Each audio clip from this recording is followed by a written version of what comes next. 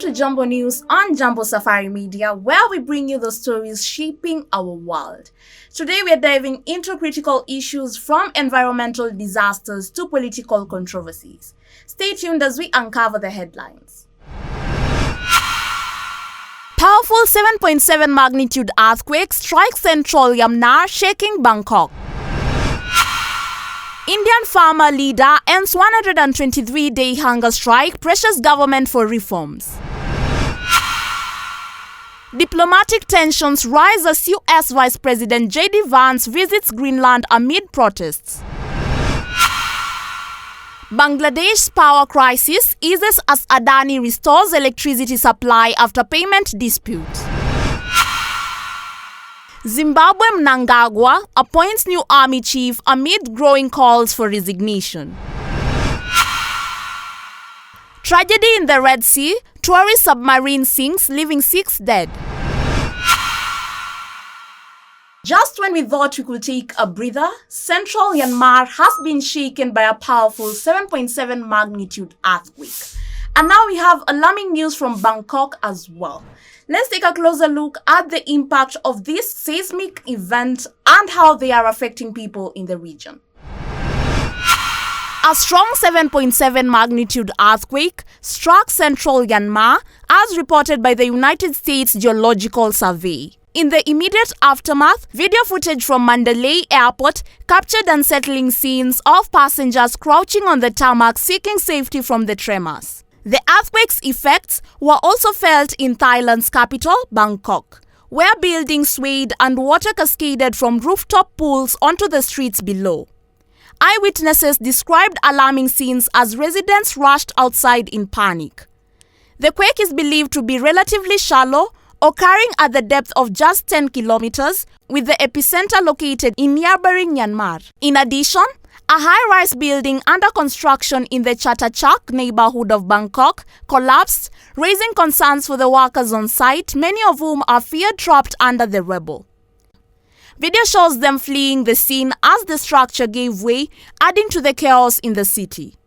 The Greater Bangkok area is home to over 17 million people, many residing in high-rise apartments, making safety a critical concern following this earthquake. Authorities are currently assessing the situation and mobilizing emergency services to assist those in need.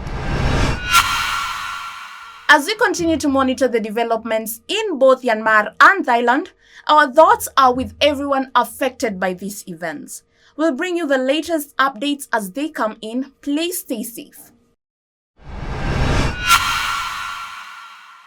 Imagine going on a hunger strike that lasts longer than the New Year's resolutions.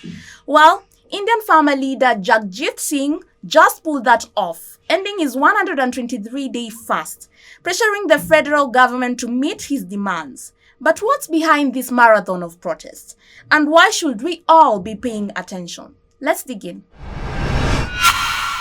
Jagjit Singh, a 70-year-old leader from Punjab, has wrapped up his 123-day hunger strike aimed at pressuring the federal government to meet farmers' demands. He accepted water after a long standoff, prompting the Punjab government to inform the Supreme Court, which had previously ordered his hospitalization due to health concerns. His hunger strike was part of a large protest that began on February 13th of last year, with thousands of farmers gathering at Punjab-Haryana border.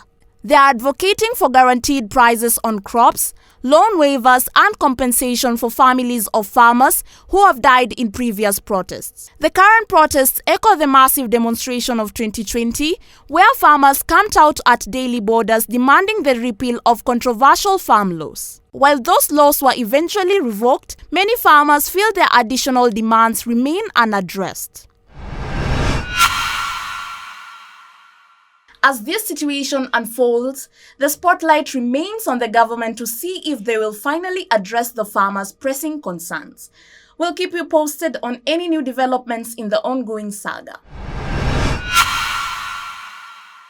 Well, get ready for a diplomatic visit that's more than just a friendly wave. US Vice President JD Vance is heading to Greenland, and it seems the locals aren't exactly rolling out the red carpet. What's behind the high-profile trip, and why are the Greenlanders bracing for an uncomfortable encounter? Let's take a closer look. A U.S. delegation led by Vice President J.D. Vance is set to visit a remote military base in Greenland this Friday. Initially planned as a cultural tour, the visit has drawn scrutiny and protest from Greenlanders concerned about U.S. intentions, especially given President Trump's past remarks about acquiring the mineral-rich territory. Greenland's acting Prime Minister, Mute B. Egede, labeled the visit a provocation, emphasizing that no invitations had been extended by the Greenlandic government. Ordinary citizens expressed their displeasure, promising a frosty reception for the American officials. Just 2 days after the trip was announced, the itinerary shifted from cultural events to a visit solely at the Pitfall Space Base, with Vance joining his wife. As this diplomatic drama unfolds, all eyes will be on how the Americans' delegation is received. Will this be a step towards stronger ties or a further strain on Greenland's relationship with the US? We'll keep you posted on the story. After 4 long months of darkness, Bangladesh is finally getting its power back, thanks to the Indian conglomerate Adani. But what's behind this tangled tale of electricity, unpaid dues, and political maneuvering? Let's shed some light on this situation. Adani Power has restored full electricity supply to Bangladesh after cutting it in half due to unpaid dues. The company supplies 1,600 megawatts from its coal plant in Jagad, India. The supply was fully restored about 2 weeks ago. Bangladesh had missed several payments, leading to the reduction in supply since October 31st. The outstanding dues, initially over $850 million, have now dropped to $800 million, with plans to clear them within 6 months. Rasul Karim, chairman of the Bangladesh Power Development Board, confirmed that payments are being made regularly. This restoration is crucial to alleviate pressure on Bangladesh's national grid, especially with rising electricity demand expected in the summer. The contract signed in 2017 during former Prime Minister Sheikh Hasina's administration has faced criticism for being more favorable to Adani. Following the government's recent change, the interim administration, led by Nobel Yunus, is reviewing major energy deals, including this one, aiming to renegotiate terms that they believe are too costly. As Bangladesh navigates its energy challenges, the focus remains on how this restored supply will impact the country's power landscape and whether the new government will succeed in securing better terms. We'll keep you updated as the story develops. In a move that has many raising eyebrows, Zimbabwe President Emmerson Mnangagwa has appointed a new army chief just days before the planned protests calling for his resignation. Is this a strategic maneuver or a sign of deeper unrest? Zimbabwe President Emmerson Mnangagwa has appointed former Major General Emmanuel Matutu as the new army chief ahead of anticipated protests organized by war veterans demanding his resignation. This change comes after Mnangagwa retired LT Gen Anselm, who now takes on the role of Sports, Arts and Culture Minister. Mnangagwa, nicknamed the Crocodile for his ruthless reputation, has faced increasing pressure from former allies, citing mismanagement and corruption. Since taking power in 2017, following a coup against long-term leader Robert Mugabe, he has been serving his second and final term, set to expire in 2028. Tensions have been rising within the governing ZANU-PF party as reports suggest Mnangagwa intends to cling to power beyond his term. Despite assurances that he plans to step down in 3 years, skepticism persists among party members and the public.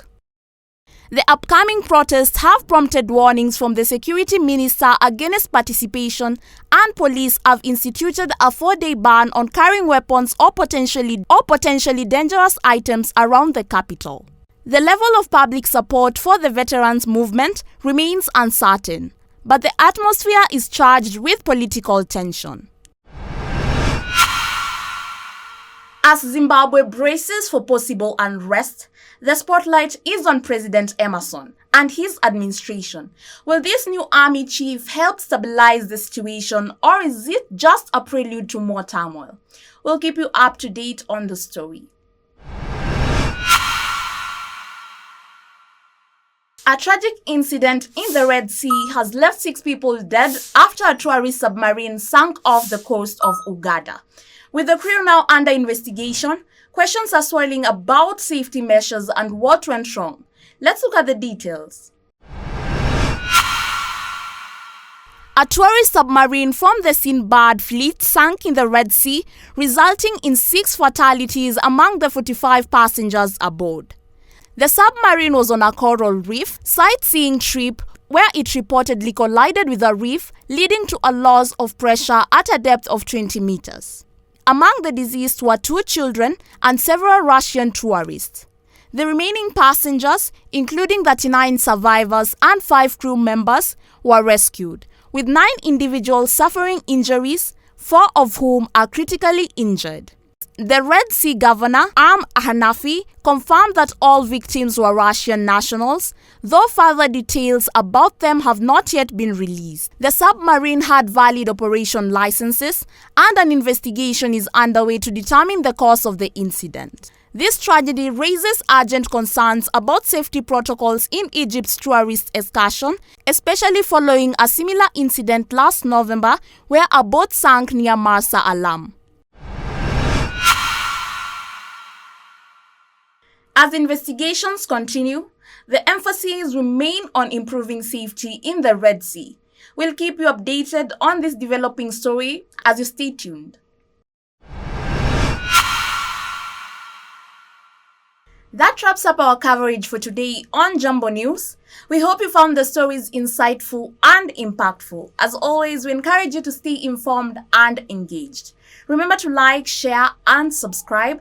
Thank you for joining us once again. Until next time, take care and stay safe.